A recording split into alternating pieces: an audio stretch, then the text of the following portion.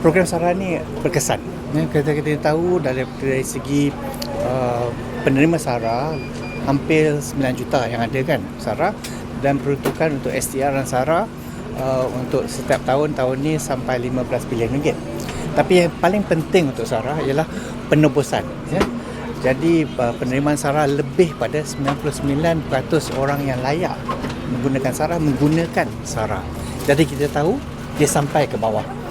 Kalau kita bagi dengan cara tunai kadang-kadang, mereka terpaksa keluar daripada pendalaman, datang ke bandar-bandar untuk mendapat tunai.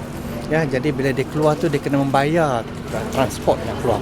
Tapi dengan SARA ni, kerana kita dah memperluaskan rakan niaga SARA kita ke seluruh negara, mereka tak payah keluar. Dalam tempat mereka dah ada pun kedai macam tu lah. Jadi dia menjimatkan wang untuk penerima SARA, ya. Dan juga kita dapat buat program yang saya katakan tadi lah, untuk promote usahawan-usahawan kita sendiri, ya. Di mana produk-produk mereka dapat dijual dengan mekanisme ni.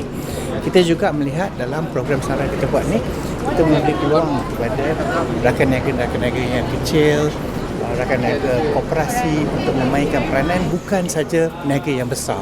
Jadi limpahannya nampak baik sekali kerana mekanisme yang kita ada melalui SARA.